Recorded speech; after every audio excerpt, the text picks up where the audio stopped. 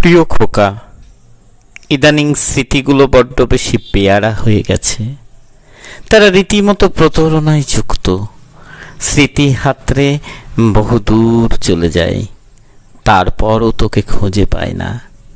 বয়সের ভারে অনেক স্মৃতি এখন ধূসর কোনো কাব্যিক সংস্করণ।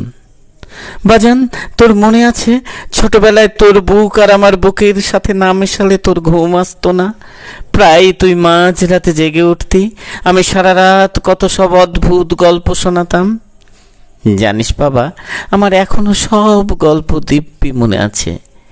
একই ধরনের কাহিনী বারবার বলতে বোধহয় আত্মস্থ হয়ে গেছিল। মনে আছে খোকা, ম্যাট্রিক পরীক্ষার সময় তোর একবার কালা জ্বর হয়েছিল। পীর বাবার কাছে তোর নিথর দেহখানি নিয়ে গেছিলাম।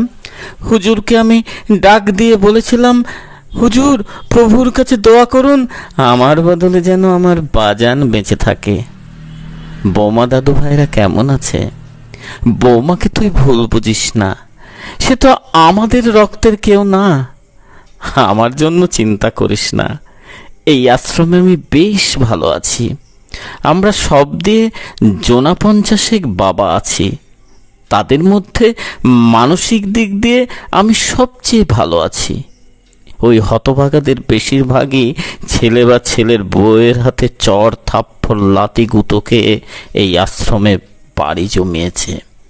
সেই দিক দিয়ে আমি তোর কাছে কৃতজ্ঞ। আমার সেরকম কোনো অভিজ্ঞতা হয়নি। তুই আমাকে যখন আশ্রমে দিয়ে গেলি, আমি কিন্তু খুব স্বাভাবিক ছিলাম। আমি তোকে এত বেশি ভালোবাসি যে তোর আশ্রমে দেয়াটাকে আমার কাছে অধিকতর যুক্তিযুক্ত মনে হয়েছে। বাজান, আমি জানি আমার জন্য তোরও মন খারাপ করে। না বাবা, মন খারাপ করিস না। আশ্রমে দেওয়া ছাড়া তোর কি বা করার ছিল? জানি না কি হয়েছে, ইদানিং প্রায় তোর মাকে স্বপ্ন দেখছি। কি কারণে যেন মৃত্যুকে আমার সবচেয়ে বেশি আপন মনে হয়। মৃত্যুই হতে পারে আমার সাজের মায়া। মৃত্যুই কেবল পারে পৃথিবীর দুর্গন্ধময় বাড়তি এই উপদ্রবকে থমকে দিতে। আমি মারা যাবার পর তোর বাড়তি কিছু টাকা খরচ হবে। দাফন কাফন বিলাস চল্লিশা আরো কত কি। হয়তো টাকা খরচ করার জন্য বৌমা বোধ হয় তোকে অনেক বকবে। বাজান, তুই ভালো থাকিস। তুই বড় হয়ে যাবার কারণে তোকে জড়িয়ে ধরে বহুকাল চুমু খাওয়া হয় না।